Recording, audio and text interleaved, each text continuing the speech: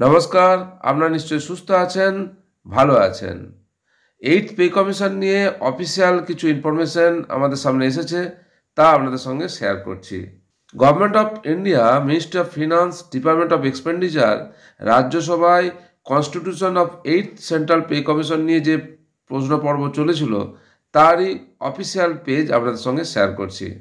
এতদিন eight pay commission নিয়ে যে বিভিন্ন ভিডিও বা তথ্য দেখেছেন তার ভিত্তি ছিল বিভিন্ন সংবাদ মাধ্যম এবং বিশেষজ্ঞদের অভিমত, কিন্তু আজ এইট পে কমিশন নিয়ে যে ইনফরমেশন শেয়ার করব তা কিন্তু অফিসিয়াল ইনফরমেশন।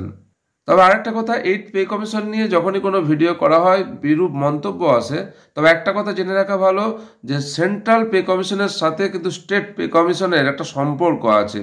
কারণ সেন্ট্রাল পে কমিশনে যে ফিডব্যাক ফ্যাক্টর হবে সেটা কিন্তু রাজ্যেও কার্যকরী হয়।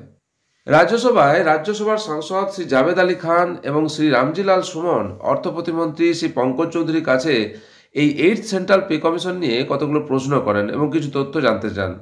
প্রথমে তারা জানতে চান যে 2025 ফেব্রুয়ারিতে যে বাজেট ঘোষণা হবে সেখানে এই এইট সেন্ট্রাল পে কমিশন গঠন করা হবে কিনা। যদি গঠন করা হয় তাহলে ডিটেলসে জানান, আর যদি না করা হয় তাহলে তারও কারণ জানান কেন গঠন করা হচ্ছে না। 3 নম্বর প্রশ্ন ছিল মূল্যবৃদ্ধির সঙ্গে সঙ্গে কেন্দ্রীয় কর্মচারীদের বেতনে কোনো বৃদ্ধি করা হচ্ছে কিনা।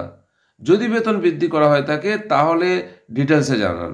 এই প্রশ্নগুলোর উত্তরে অর্থ প্রতিমন্ত্রী শ্রী পঙ্কজ চৌধুরী জানান যে 2025 যে ফেব্রুয়ারি মাসে বাজেট ঘোষণা হবে সেখানে এইট সেন্ট্রাল পে কমিশন গঠনের ব্যাপারে তাদের কোনো চিন্তাভাবনা নেই। সেন্ট্রাল গভর্নমেন্ট এমপ্লয়িজ অর্থাৎ কেন্দ্রীয় সরকারি কর্মচারীদের বেতন বৃদ্ধিরও কোনো চিন্তাভাবনা এই মুহূর্তে নেই। রাজ্যসভায় এইট পে কমিশন গঠন সম্পর্কিত এই প্রশ্নোত্তর মাধ্যমে আপনাদের কাছে এটা পরিষ্কার যে এই মুহূর্তে এইট সেন্ট্রাল পে কমিশন গঠনের কোনো চিন্তাভাবনা সরকারের নেই।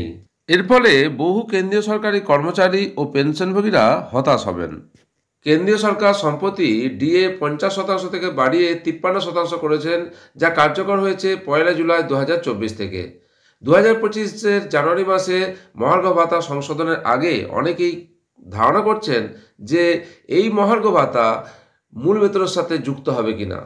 অষ্টম পে কমিশন নিয়ে অফিসিয়াল তথ্য আপনাদের সঙ্গে শেয়ার করলাম, আশা করি উপকার আসবে। আপনারা সকলে সুস্থ থাকুন, ভালো থাকুন।